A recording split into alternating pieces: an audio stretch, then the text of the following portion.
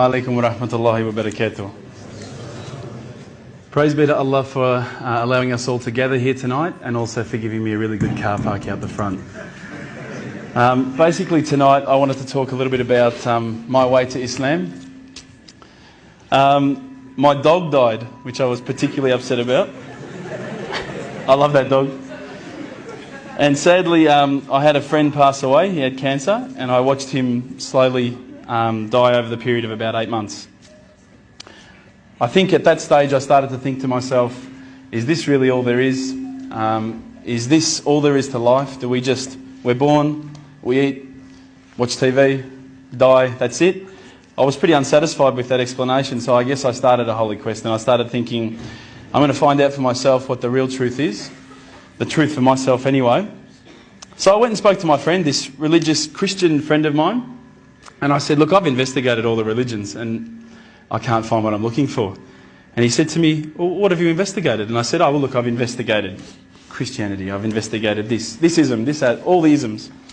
And he said to me, you've actually missed out one. I said, no, I don't think so. I think I pretty much covered everything. He goes, well, what about Islam? And I went, Islam? Okay. Mate, they're terrorists.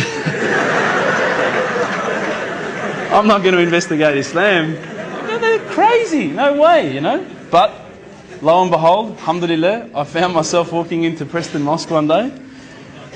I was very nervous parking my car in the car park. I thought it might explode. I walked in through the doors. I looked around. There was hardly anyone around. I thought, good. I walked straight across the prayer rug with my shoes on. I walked straight past the brother praying. As he went into sujood, I almost stepped on his head. I had no idea, right? I walk across and I stopped. Abu Hamza came out of a door. That's the brother who just introduced us before, Samir. And I thought, this is it. I'm about to die. I was not used to this level of hospitality, I should say. I'm not sure, I don't want to offend anyone again, but as an Australian, if you offer someone a cup of tea and they say no, you go, okay. These guys wouldn't take no for an answer. Would you like a cup of tea, bro? No, thanks, bro. Are you sure? No, I'm right. Are you sure, bro? I'll go get one. No, I'm right, bro. No, I'm getting one anyway. Look, I'll just get you one, right? No worries, I'll get you one. All right, man, I'll take the tea, you know?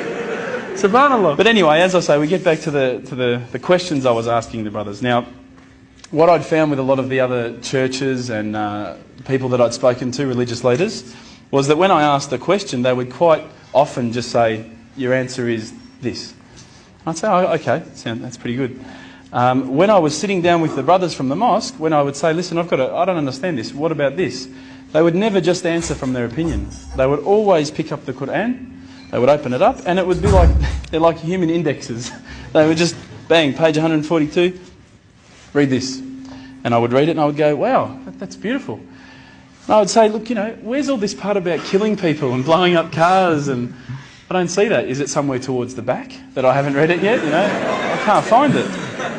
You know, I haven't quite gotten up to that bit yet. And they said, no, we'll talk to you about what we know, and then we'll tell you what the media says. Now, but they really cared, and I could see it in their eyes that it wasn't something like, you know, if you go to a church, you need to donate, or, you know, we're looking for money from you. These guys really cared, and it intrigued me. I thought, how can they care so much about something? It blew me away.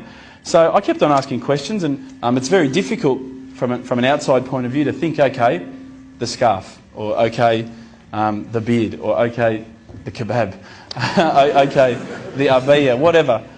But once you start actually looking inside the religion, working as a whole unit, as in implementing every step of the way, it starts to make sense. And it started to make sense. One night, I was sitting at home. Now, I apologise to some people who may have heard this story. It's called the candle story. I was sitting at home and I thought to myself, I want to be, you know, one with myself again. I want to get closer to Allah. So I lit a candle. I opened the window. I had the blinds drawn. It was a nice night, a bit warm, you know. I thought this is about as spiritual as it gets, you know, a candle. The Quran.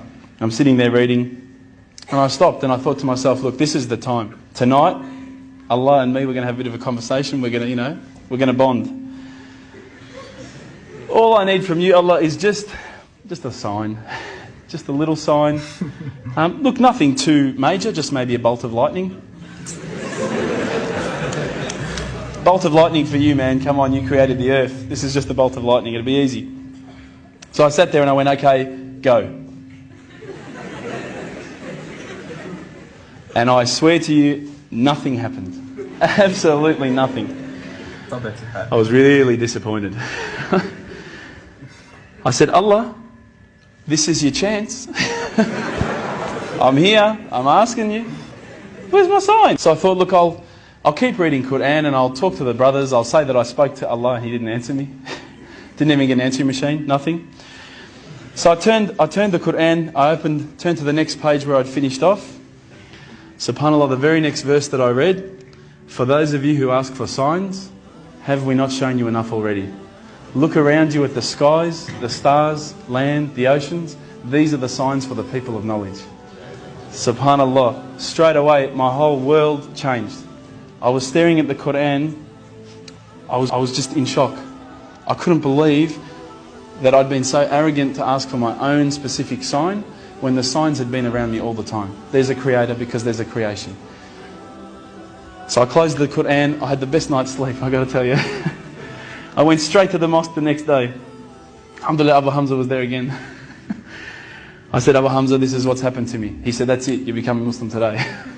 There's no mucking around with Abu Hamza. But when I walked into the mosque, the people just started pouring in. And I went, SubhanAllah, look at this religion. I've been to churches where there's 20 people, 30 people, 50 people. There was about 1,000 people that night. And I thought, this is amazing. This religion is truly the religion of choice. And then I found out it was the first night of Ramadan. The good old Ramadan Muslims. But still it was nice. Started to say the words and all the fear went out of my body and out of my heart. Ashhadu an la ilaha illallah wa ashhadu an Muhammadan Rasulullah. And I felt like a shower had been turned on and my whole body had been flushed clean. And trust me, I needed to be flushed clean. I was standing up there. All the brothers started yelling out, Takbir, Allahu Akbar. I thought I'd done something wrong. So I stood back a bit and they started coming towards me and I thought, oh no. I'm pretty sure I said what he said. And they started hugging me and kissing me. Now I had never been hugged and kissed by that many men in my life.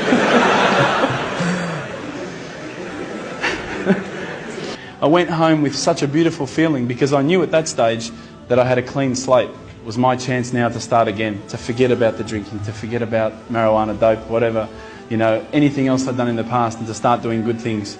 If you haven't felt the feeling that I'm talking about, I sincerely hope it happens to you at one stage in your life. I encourage you to investigate all the religions, and particularly Islam. I would say that one of my favourite verses, I'll end with this verse, is a particular verse that says, let there be no compulsion in religion, because the truth stands clear from error. Assalamu alaikum.